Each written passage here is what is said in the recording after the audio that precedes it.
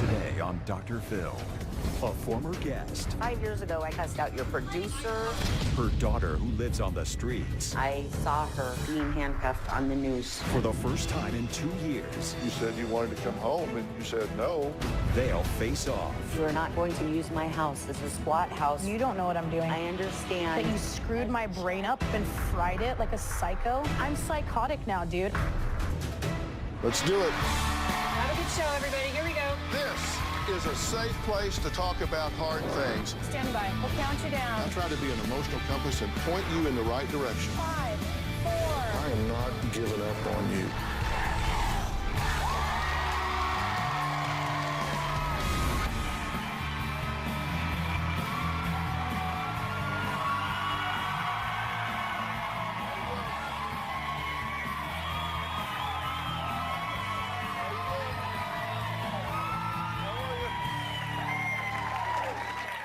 Well, you know, a few years ago, I did a show featuring parents with extreme discipline styles. Now, one of those guests was Tammy, a mother who would unleash her special brand of anger by yelling and screaming at her 2 teenage daughters. You tell him don't ever send something like that to my phone again. Ever. I'm an angry mom. You show some respect and don't slam the door. My mother is a very angry person. That's why we're going 45, because you gotta be on your phone instead of paying attention to the damn road. God.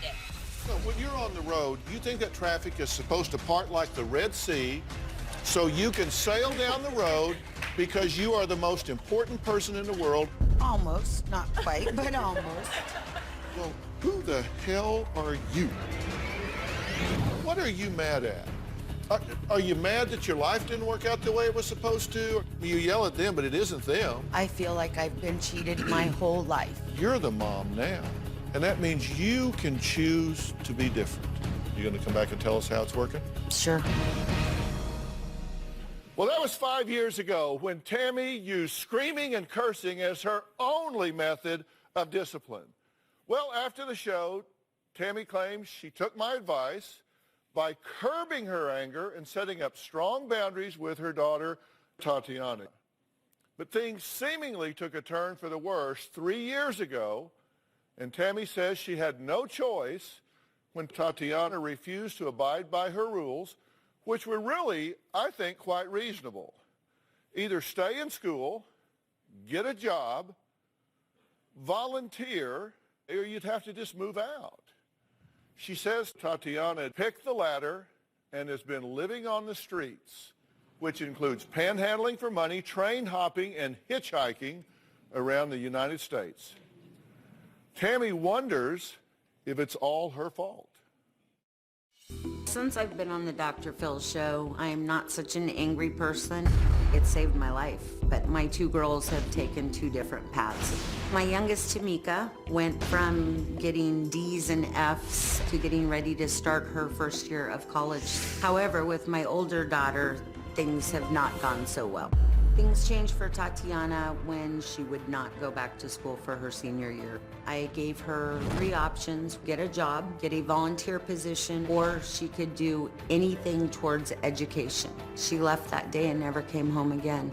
She told me she was going to sleep under the bridge with her friends. Tatiana has not slept in my house again since then. Day after Tatiana turned 18, she got in a fight with the food cart vendors downtown, and she was arrested. Police have just arrested several people in downtown Portland after that fight at a food cart pod. A long-standing feud between the downtown food cart owners and these street kids really came to a violent head. I came home from work and saw her being handcuffed on the news. I felt heartbroken. Tatiana has been now living on the streets for almost 3 years. About 1 month ago, I got a message that asked if she could come home for a month. I told Tatiana she could not come home with the lifestyle she's currently living. The decision not to let Tatiana come back home has been one of the hardest decisions I've ever had to make in my life. I want to know from Dr. Phil, have I made the right decision? Well, it's good to see you again. Thank you, Dr. Phil. Let's talk about when you left here before. Did I get through to you? Did you listen? Oh, I definitely listened. It was very interesting to me to find out that I was the issue, not Tatiana, not Tamika, not anybody else. I really didn't grasp that before. I was too busy blaming everybody else and everything outside of me, and I was miserable. You were right. I was miserable. Since then, you made a quantum shift in the way you approach this with a lot of hard work after the show, because we always say this is the beginning, not the end, when we first meet, that a lot of work starts then. Absolutely. But Tatiana decided that she just wasn't going to go to school anymore. Yeah, and wanted 6 months to, as she said, run with my friends and do what I want, and then you can talk to me again about what I will or won't do. It was very scary because I really didn't think Tatiana would make the choice that she's made. I have some excerpts of your letter. Now, when did you write this? October 24th of 2012. Okay, so you gave her a month. So you said by November 23rd, so I'm going to give you a month here to put this into effect. And if you don't do this within a month, then I'm going to give you a couple of weeks to get out. December 9th would have been 1 week after her 18th birthday. Okay. A lot of parents are watching this, and they're wondering, because I always talk about you got to take a stand and you got to do what you believe. She said you must be doing at least one of the following by November 23rd in order to continue living here as of December 9th, 2012. One, have a paying job, and you can keep the money. It's not like I'm going to start charging you rent and groceries and utilities and all of that. Two, volunteer at least 10 hours a week. I was even willing to pay her minimum wage. I told her I would give her minimum wage for the volunteer hours that she worked, and I would not tax as long as I could verify that she was actually volunteering somewhere. And three, participating in education, career advancement. And if you choose not to do at least one of these things, then you'll have to find another place to live by December 9th, 2012. Yeah. This letter reads very differently than the woman that I met on stage who was screaming at people from your car for being on their cell phone, you sons of bitches. That is significantly different than what I would have said and done 5 years ago. Because 5 years ago, I cussed out your producer. I cussed out the airport guy because he gave me wrong directions, the driver because he didn't have a sign. I even cussed somebody out after your show because they wouldn't let me walk around the lot. And your question for me is, did you do the right thing? And I'm going to give you my honest opinion right after the break.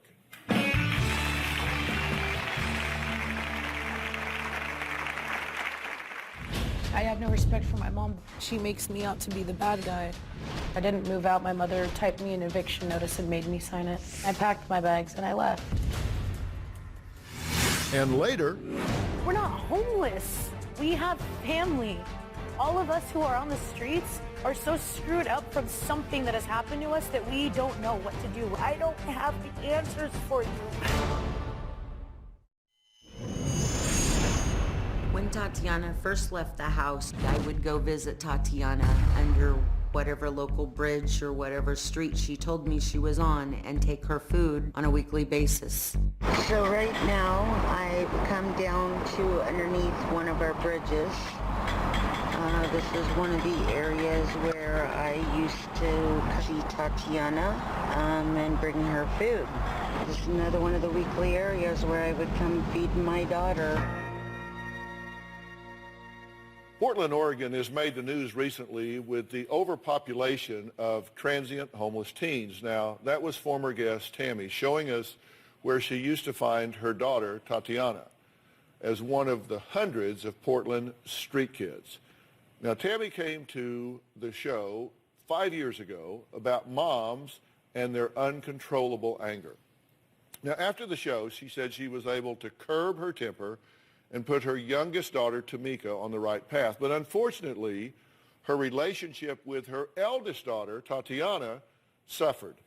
3 years ago, Tammy says Tatiana, then 17, announced she was not finishing school, So Tammy gave her a choice. Either stay in school, get a job, volunteer, or you're going to have to find somewhere else to live. Much to Tammy's surprise and disappointment, Tatiana chose to pack up and move out that very day and has been living on the streets ever since. After the Dr. Phil show, my mom kicked me out and I've been living on the streets. But I didn't move out. My mother typed me an eviction notice and made me sign it. I didn't want to do it. And I tried to communicate with my mom and explain to her why I wasn't going to school, but she doesn't listen to what I have to say. I packed my bags and I left. My choice of traveling is definitely hitchhiking, but I used to hop freight trains as well. The best thing about traveling on a freight train would have to be the sights you see. It's just so wonderful and great, and it's just awesome. I've been to Oregon, Washington, California, Nevada, Arizona, Montana, Idaho, Texas, Tennessee, Arkansas. I get into fistfights all the time. This one time, I guess for lack of a better word, it was a really pathetic attempt at a sexual assault. It's this drunk guy that I had been hanging out with all day that ran at me and grabbed my throat and shoved me backwards. I flipped out my pocket knife and I grabbed his arm and I cut from right here to here, and I looked and said, next time you think about doing that to a girl, you're gonna look at that scar and you're not gonna do that ever again to anybody. I asked my mom if I could come home just to see her over Christmas. She was like, no, I'm not gonna let you squat around the house. I don't really care about my mom's opinion on anything. She makes me out to be the bad guy. She really does need help. And a lot of these kids out here on the streets have families they get to go back to for Christmas, and I can't do that. Well, Tammy hasn't seen 20-year-old Tatiana in 2 years. So, Tatiana, come on out.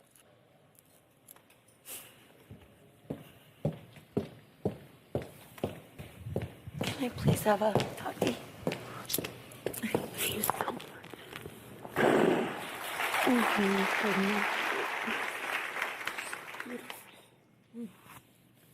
How are you? Tatiana, how are you? How are you? Have a seat. Right on. Okay. Well, I'm glad you're here. Yeah. How do you feel about being here? I'm not excited about it at all, but I feel privileged for sure. Yeah. Why are you not excited about it?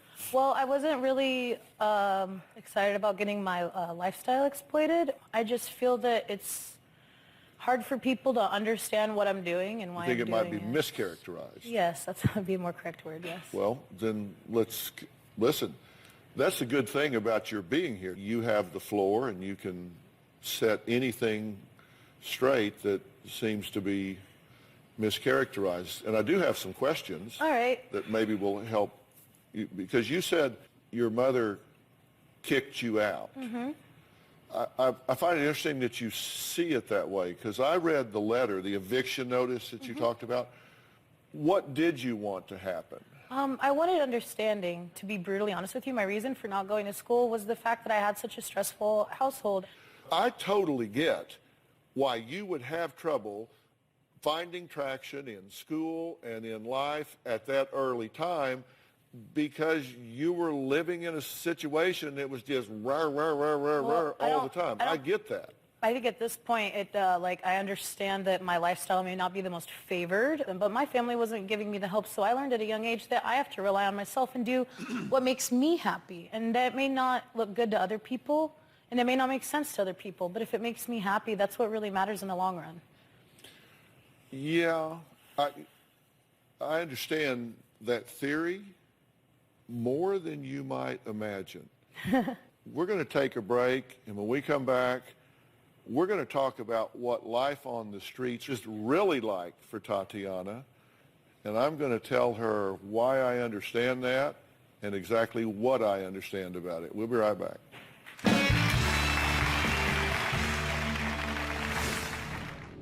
This is my machete. It's a kukri. It's just for safety. I try to just live day by day and not worry about the future. And later, I understand that I have made so many mistakes. Like, I'm psychotic now, dude. I can't have normal conversations. You know how hard it is for me to talk to someone who lives in a house?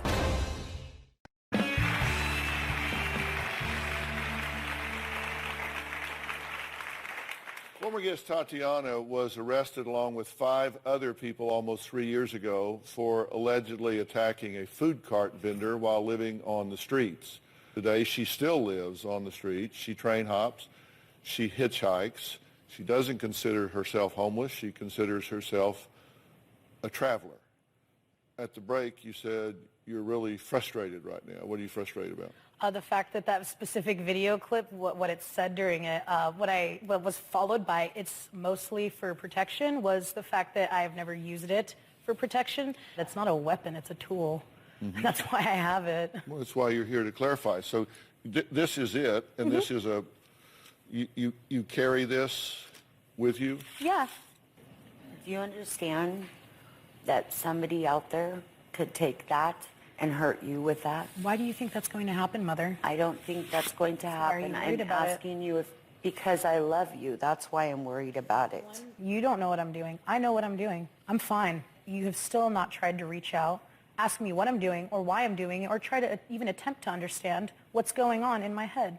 Why are you calling me and asking me to come home if you think I don't care? Because I need And why family. do we have conversations with each other on Facebook all the time about how much I love you? And I ask you, are you staying safe?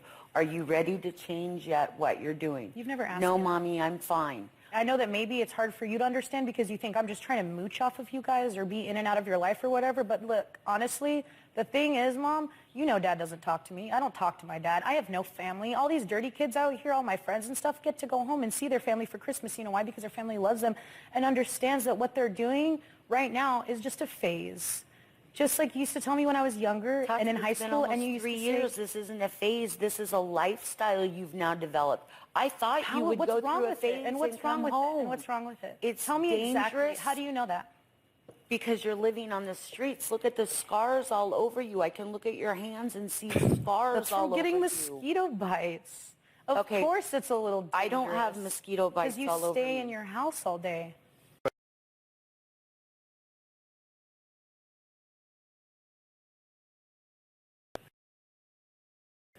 You, after Tammy refused to let you come home. Tatiana, anyone in Portland willing to let me and my 4-year-old house-trained 20-pound dog stay with them over Christmas? I'm house-trained, willing to shower, clean, cook. What is spange? Spange means spare change, but it's like a word compounded together that we use as it's a nicer way of saying panhandling. And not loiter around your house all day and eat your food. So when your mom said you can't come home, you posted that and said, will anybody let me come stay with them? So you don't always want to be on the street. But Tatiana showed us what a day in her life as a street kid, as they're referred to, is like. You gave us a bit of a tour. Let's take a look. Oh, Julie. We're in Golden Gate Park, and I'm going to show you where I kind of hang out and do my daily things. This is Tank. She's digging something up. It might be a ground squirrel.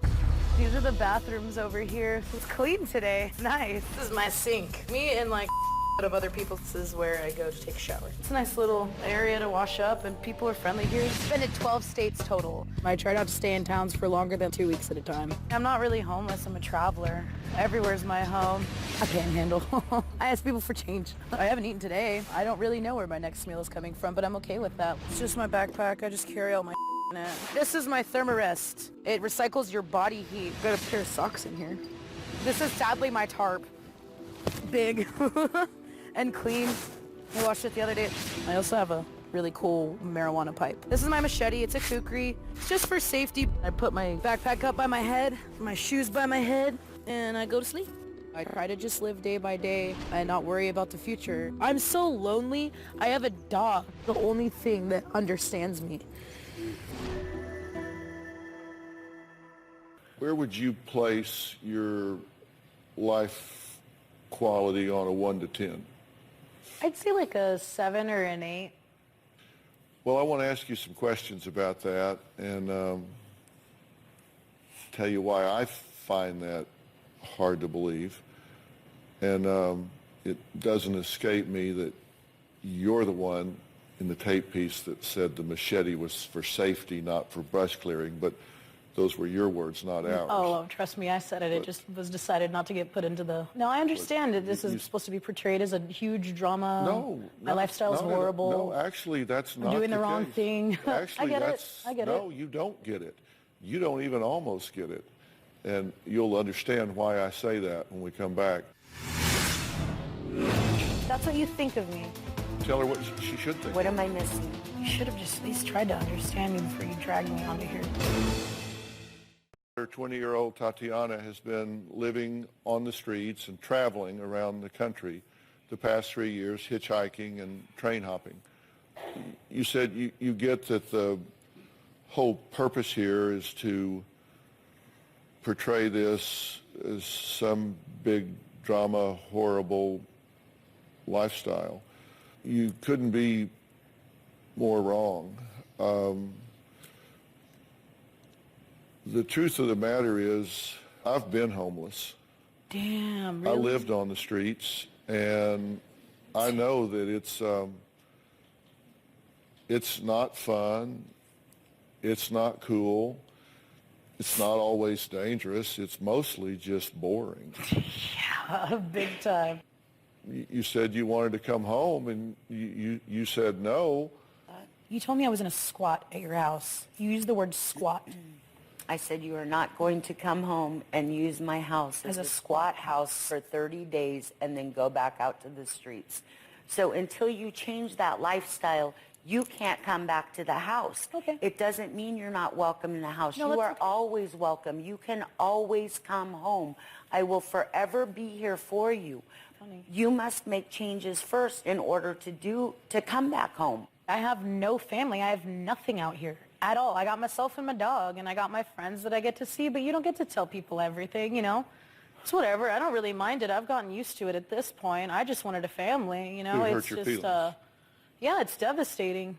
You're calling me to come home for 30 days while you're out living on the streets, doing drugs, running the streets. I don't know where you're at. That's how you think of me? That's really what you think about me? That's what you think of me. Well, tell her what she should think. What am I missing? You should have just at least tried to understand me before you dragged me onto here, dude. I understand that I have made so many mistakes in your life. That you screwed my brain up and fried it like a psycho? Like, I'm psychotic now, dude. I can't have normal conversations. You know how hard it is for me to talk to someone who lives in a house? I can't do it. I really can't. It's really weird, and it makes me feel awkward because I never got a chance to learn responsibility. So how am I supposed to go from being homeless and doing what I'm doing what makes me happy, what I think is right for myself? I feel that what I'm doing is right. I feel justified in everything that I'm doing. And I'm trying to understand where people on the other side are coming from, saying that you're homeless, you shouldn't be doing this, we're worried about you. But no one's tried to understand. No one's listening. The only people that listen are the other homeless people I hang out with. Homeless people. I'm saying that word on television. We're not homeless. We travel. We have family. All of us who are on the streets are so screwed up from something that has happened to us that we don't know what to do. Okay, so I don't have the answers for you, and I don't know what else to do. And financially, I can't just protect you and get you and pull you away. I'm not asking you for money. I haven't asked you. I didn't ask you to take care of me. And you wouldn't give me a chance. I do the things I do, and I'm making the decisions I'm making because I love you. And I just want to see you have a better life for yourself. This is what I want for my life. I love it. I love traveling. Then maybe I'm missing something. You are. Because you don't sound happy when you call me and tell me you're lonely. Because you're my and mom. you miss me.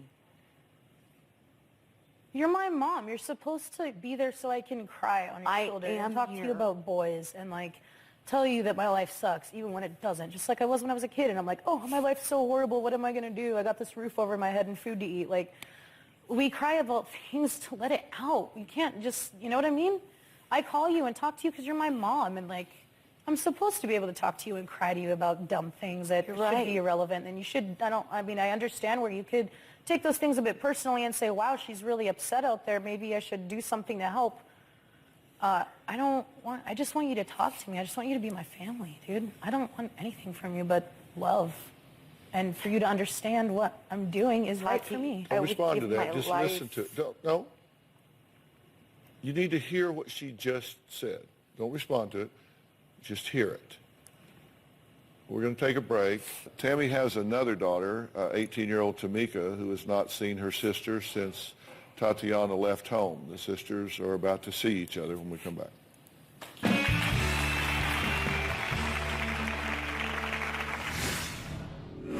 The last time I saw her, we went to an IHOP with my mom, and she was drunk. My greatest fear for Tatiana is that she's going to die young.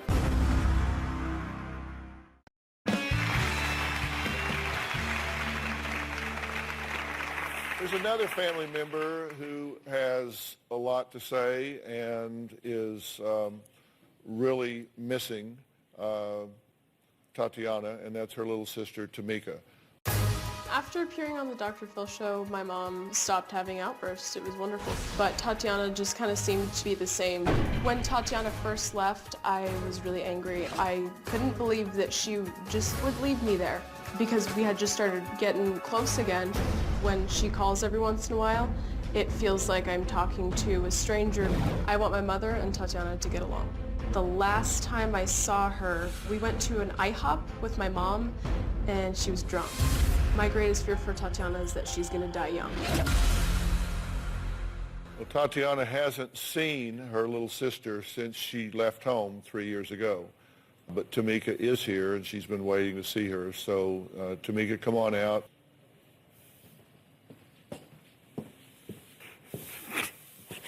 Dude, you look so pretty. You look so different, bro.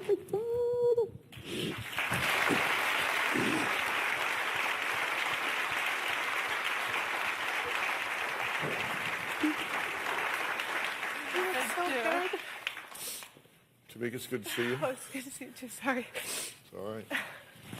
You look way different. How's it feel to see your sister? I don't know. It's weird. I mean, it's wonderful. It is weird. I'm looking at a stranger. And I want to look, but it's hard. Yeah. You miss her? Oh, yeah. Yeah. And how do you feel to see your little sister? Excited because I've been waiting for this forever. I don't feel like I'm looking at a stranger, but I understand that I've changed a lot. Yeah. You said you want these two to get along and stop the Cold War. This has lasted too long, and you want to have a relationship with her, and she wants to have a relationship with you. Just sit down, talk about it. This is what you guys have wanted. Stop this. You're pushing yourself away from her. Here, come here. That's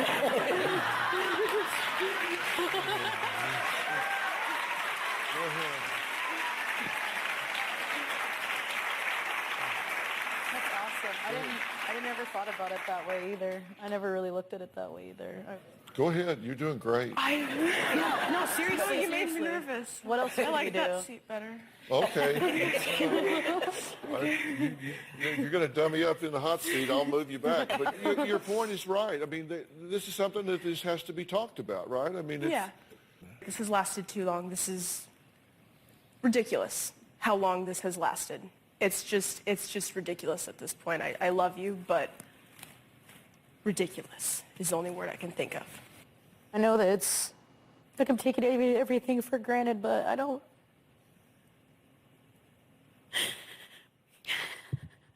even know. You don't sound ridiculous. Not at all. Because I don't know how to explain it to you guys. Because I do like my lifestyle a lot, and I don't talk about it because it's not just me living this lifestyle. It's thousands and thousands and thousands of other people too, and all of us get judged a lot all the time. I get judged all the time. I don't have somewhere to call home, and then when I call you and you judge me, you know how bad that hurts. So sorry. When I call you because I was rude to or got my face spit in or got pushed over, and I call you and I'm just like, Mommy, this sucks, or Mika, this sucks, It sucks, but I'm calling you guys because sometimes I go through things and I just want a little bit of like, no, it's okay, you know, I want you guys to just say like something to make me feel better, anything. I just want to know that somebody loves me and cares about me, and then I'm not just the only one having to deal with this. Because I want a family too. You have family. I'm sorry.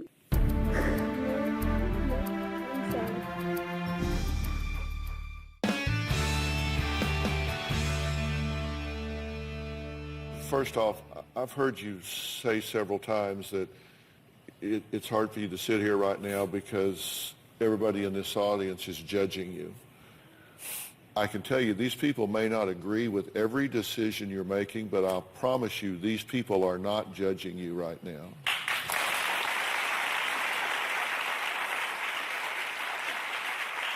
And they're judging you, they're judging me because I've been where you are. And I've been married to that woman out there for 39 years, and she will tell you, that's Robin, wave Robin, so she can see you. I think she will tell you, I'm the least judgmental person she's ever met. I'm the least judgmental person I've ever met. I can tell you for sure. I got two boys. One of them is so tatted up, people would pick, if they were line up 1,000 kids, they would say, this one is the last one they would pick as Dr. Phil's son. He's highly talented. He's very creative. He's very individual. This is awesome. Him. He has a hell of a lot more tattoos than that. Same kid, with him or without him. Doesn't matter to me. Look, not even God can change what has happened. You've made a lot of mistakes early on. Absolutely. You had a lot of mistakes made in your life early on. The legacy is being passed, and that needs to stop. If she says, I want to know that I can come home for a couple of weeks, we drug tested her. She's overcome a lot of things in her life. She's at a good place with that right now. If she wants to come home and stay for a couple of weeks or whatever, I think you should let her do that. I think she should know that she's got a home base that she can cycle through, and I think you should do that, respecting the boundaries. And I don't think you should try to solve a lot of problems right now, but I do think you need to transition to a safer, more rewarding situation that doesn't involve giving up your dog. Yeah. You don't give up a dog. Yeah, that's where I'm at right now. You don't give up a dog. I've had that dog for 4 years, you're telling me. Yeah. You're dealing with a lot of hurt, and you're underestimating yourself. And I hate for you being out there in an incommunicado situation. And the first thing I would like to do is connect you with a lifeline so you can. I mean, I just personally, I would like to give you an iPhone or an iPad or something. Just let me give you a gift where you can reach out when you need to reach out. I don't like you being out of contact. I don't like it either. And then let me arrange for you to have some professional help in terms of life coach, transitional coaching, whatever is necessary to help you start making a plan at your pace when you're ready to do it. I can make this happen through something called Doctor on Demand, where you can reach out to this person electronically from anywhere. So you have somebody that you trust, that you can talk to privately to work on these things. And this is at your pace, your discretion to do what you want to do, because I think you can do more. I think you want to do more. But will you take that help? Yeah. I want to help you. I'm not judging you. I want to help you. Yeah. Yeah. I don't want to stop traveling yet, though. I didn't ask you to. Yeah, but I do want help, yes. I'm just saying I'll help you. If you need, you do what you need to do, but that time is going to come when you say, I'm ready to start doing some different things. It's hard to overcome the momentum of one lifestyle and change into another one. And I just want to be able to help you do that when you're ready to do it the way you want to do it. I'm not trying to force you to do it, not putting a timetable on you. I'm just saying I want you to know that whenever you're ready to do it and you say, you know what, this is one of those times where I'm ready to make a switch. Yeah. And I want you to have the resources to do that with. And if you at home want your own Doctor on Demand, just go to Google Play Store or the iTunes App Store and download the Doctor on Demand app.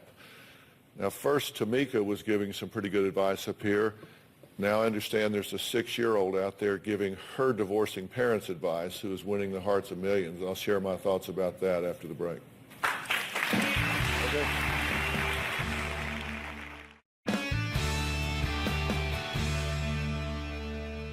I found something else while we were researching around that I wanted to talk about, because one of the things that I hear people say, I hear them say it all the time on this stage, they say, you know what, the kids don't really know what's going on.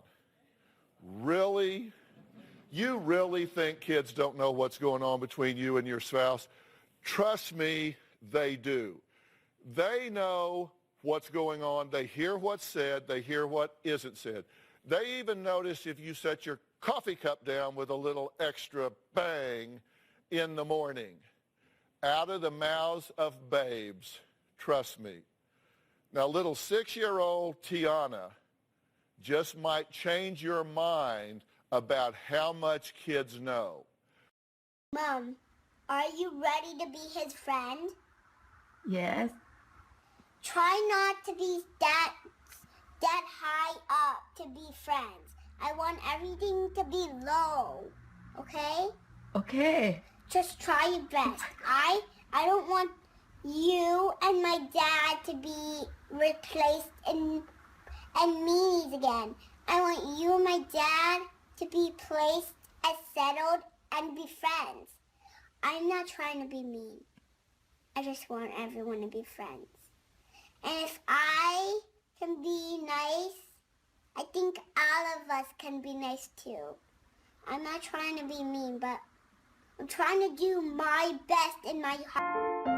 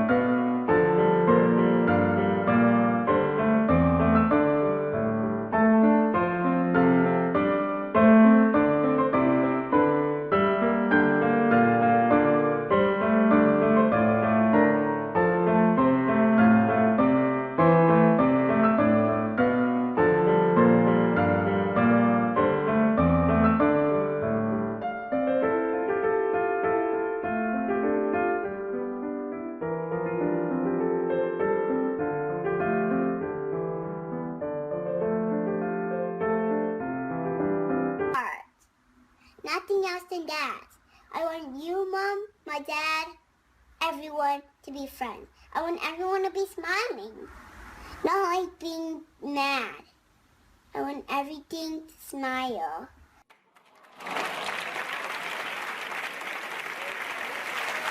You hear what she's saying. She's saying, settle down. Bring it down.